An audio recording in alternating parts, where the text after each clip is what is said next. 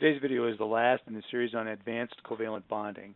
We're going to start out with some quizkins about hybrid orbitals, and then we're going to move on to molecular orbital theory, which gives a little bit more insight into such things as resonance that are not explained by valence bond theory. So we'll start out with this quizkin. It says use orbital diagrams to illustrate the sp hybridization that would take place in beryllium. Stop the video and give this a try, and I'll bring you an answer in a little bit. Here's beryllium normally. It's a second period element. So we start out with 2s and 2p, and this has two valence electrons because it's in the second column. Now, sp hybridization is going to change this structure to two hybrid orbitals, sps at the same energy level, and that leaves us with two unhybridized 2p's. Sp hybridization will allow beryllium to have one electron in each of the two sps to accommodate bonding to two different atoms.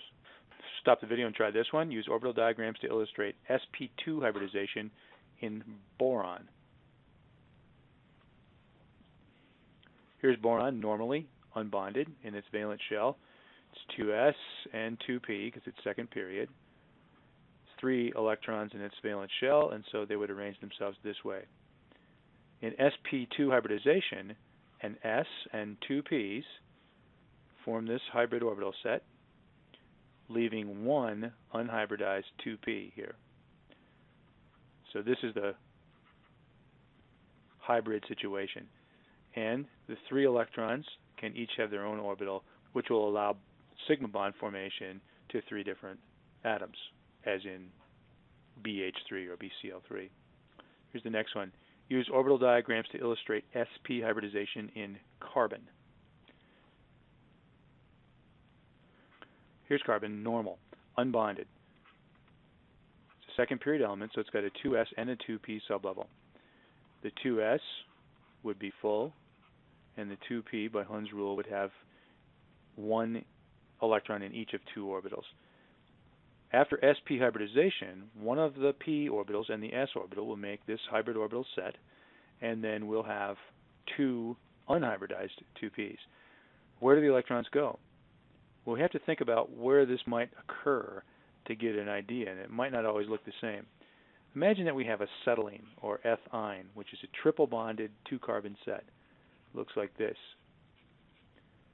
If this is the case, this would definitely be sp hybridization, and we've got a sigma bond to a hydrogen and a sigma bond to another carbon. And so we're going to have places for overlap in both of these sp hybrid orbitals.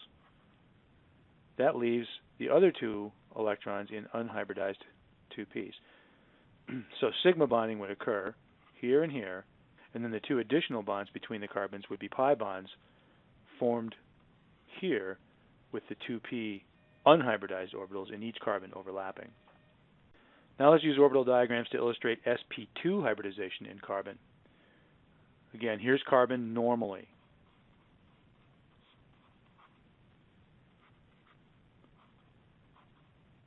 With sp2 hybridization, we're going to take 2 of the p's and an s and make an sp2 hybrid orbital set, and that's going to leave one unhybridized 2p.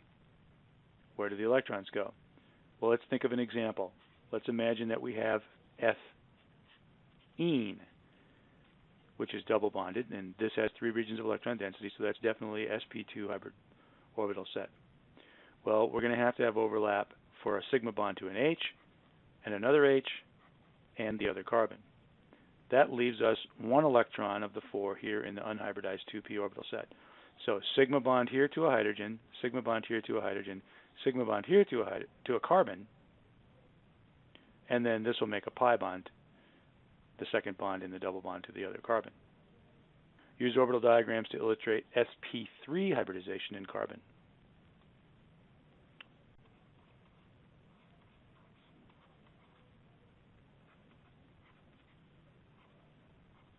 Starting out from this same point of normal unhybridized carbon, let's talk about what would have to happen to make sp3 hybridization occur. Here we need an s and all 3 p's to hybridize to make this sp3 hybrid orbital set. we have 4 electrons, and so they're going to each occupy their own orbital here. And an example of where this would occur would be in CH4. So the Lewis structure would show this. 4 sigma bonds are made, and those 4 sigma bonds come from each of these hybrid orbitals. Try this one, Sp hybridization in nitrogen. Let me give you a little hint. Let's pretend that this nitrogen is in a nitrogen molecule. Helps you figure out where to put the electrons. Stop the video and try this, and I'll come back with an answer in a bit. So here's nitrogen normally, unhybridized. It's got a 2s that's full, and then the 2p sublevel has got 3 electrons in it. By Hund's rule, each one occupies their own orbital. After sp hybridization takes place, one of the p's and the s has been used up, and so now we have 2 unhybridized 2p's. So that's the hybrid situation. This nitrogen has a lone pair on it.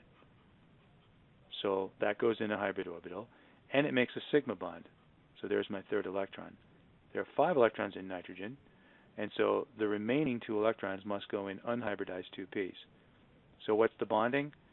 Well, the sigma bond between the nitrogens is formed by overlap of the 2 sp hybrid orbitals, and the pi bonds that make up the 2nd and 3rd bond in the triple bond are overlap of their 2 unhybridized 2p orbitals. Sp3d2 hybridization in sulfur.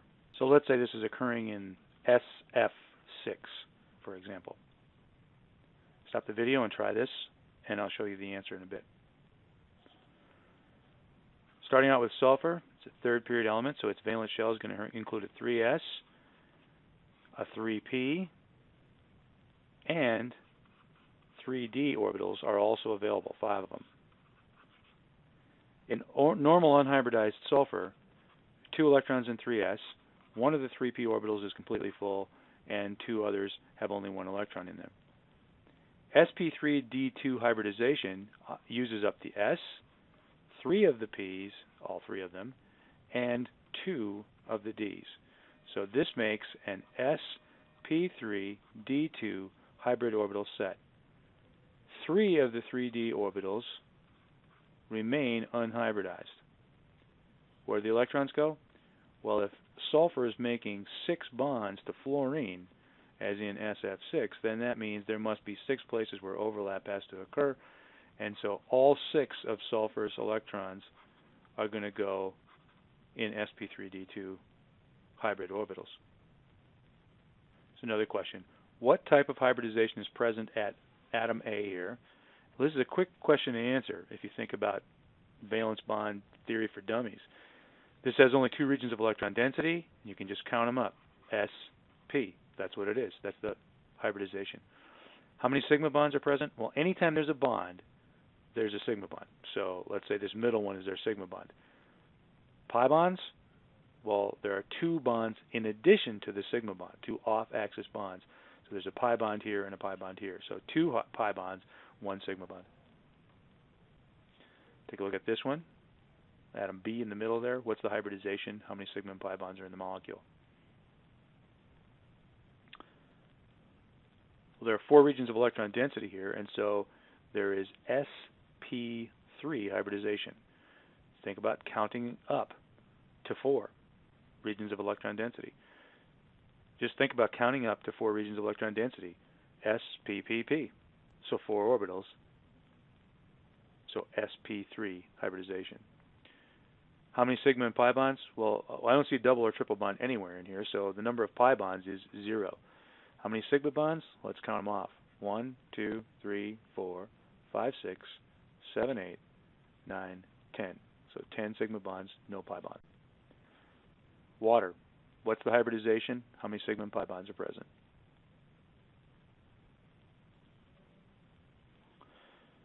Well, I see 4 regions of electron density. 2 lone pairs, 2 bonds. So that means I have, count them up, S, P, P, P, or sp3 hybridization. That's what hybridization is present. There are no pi bonds because there are no double bonds or triple bonds. The only 2 bonds that we have here are sigma bonds, so there's our answer.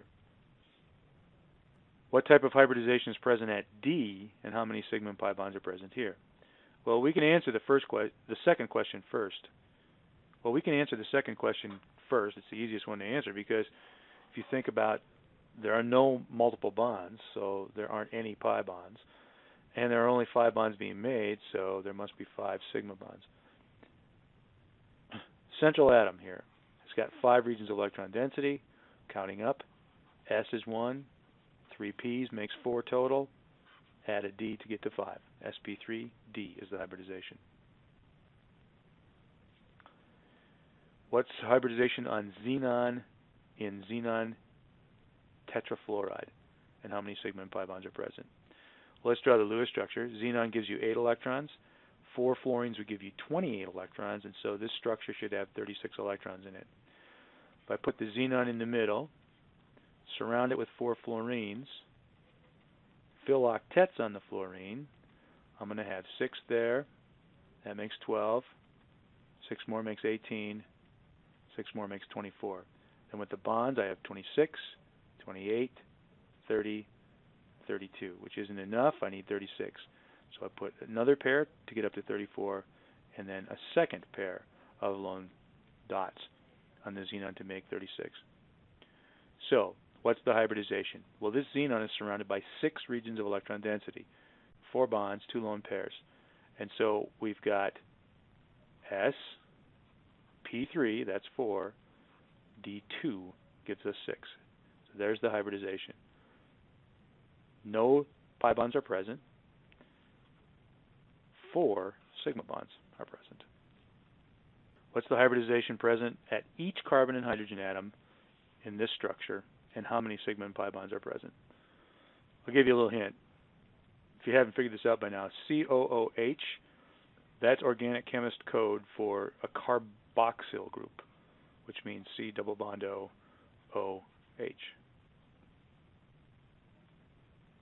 So probably want to draw this out long form and then figure out the hybridization. This was CH3, CH2, CH2, COOH. So knowing that this COOH is a carboxyl group, I'm going to start out with that. And I'm going to put my lone pairs on there. Now I'm going to a CH2, and then another CH2, and then a CH3. And that completes my structure. Just for practice, little mini quiz key in here. What's the name of this compound? The correct name of the compound is butanoic acid. But is 4, and carboxylic acids end in anoic acid. Okay, let's get to naming the hybridization. Well, this isn't really that hard if you just think valence bond theory for dummies. 4 regions of electron density are on this carbon. That makes it sp3 hybridized. Same thing here. Also sp3 hybridized. Same thing here. sp3 hybridized. This carbon has only 3 regions of electron density around it. So spp, or sp2. This oxygen, 3 regions. That's an sp2 hybridized oxygen. This oxygen is sp3 hybridized. 2 lone pairs and 2 bonds make 4 regions of electron density. How many sigma bonds are present? Here's one. Here's another one. There's 2, 3, 4, 5, 6, 7, 8, 9, 10, 11, 12, and one of these bonds is a sigma bond. So there are 13 sigma bonds in this structure. Pi bonds, the only place we have anything that isn't a single bond is right there, and so that means we have 1 pi bond in this structure.